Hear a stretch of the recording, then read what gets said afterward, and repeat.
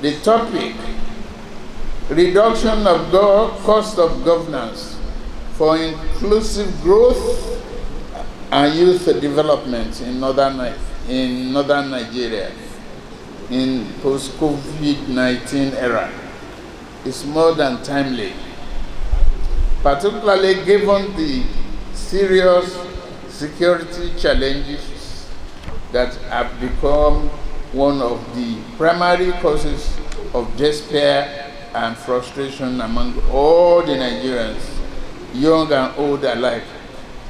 That frustration and despair are in large part caused by the chronic poverty and the breakdown of social institutions wrought by such long-standing suffering.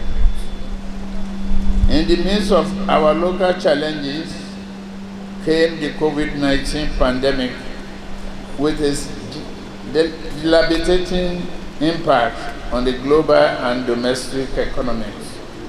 Nigeria, like many other countries, has not been spared the impact of pandemic. Cost of governance is always a key factor in socio-economic development of any nation, but it is also one side of that important coin. We must not look at the cost alone. We must weigh the cost against the benefits derived therefrom. For example, one can pay a high cost on a productive enterprise, but reap a higher benefit. Such would be considered a good investment. However, one can pay a low cost, but reap no benefit at all in the endeavor. We inherently say it's unproductive. There will be a waste. Thus, we must be careful in what we say and truly mean when we talk of cost of governance.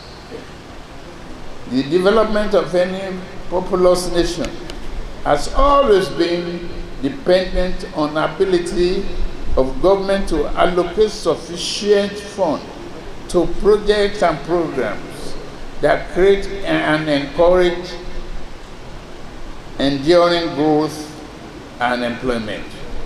We must reject that mode of thinking that assumes government expenditure is inherently unproductive as well as harmful to the overall economy.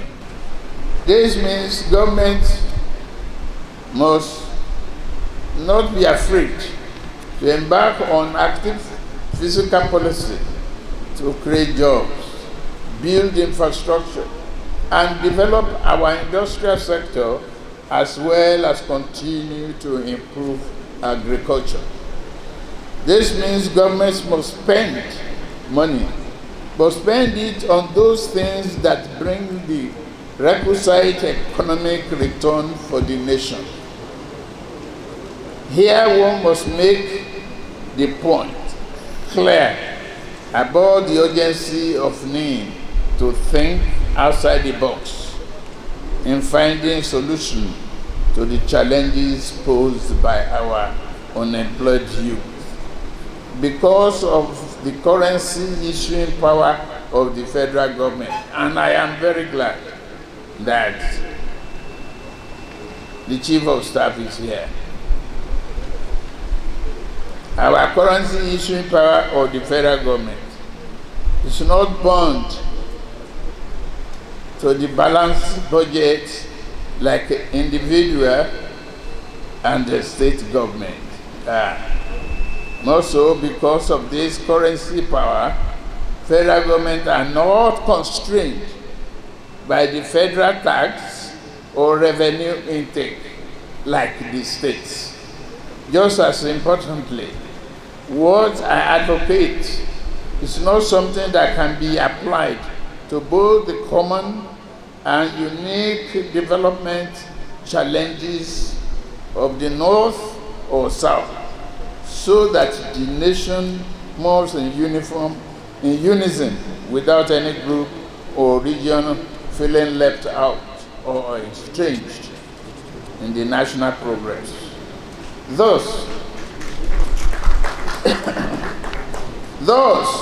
while state and local government must shape their budget to fit their revenues, federal government can and should spend to create more jobs for the youth in both the North and the South, which is key to eradicating restiveness and sundry criminalities among the youth.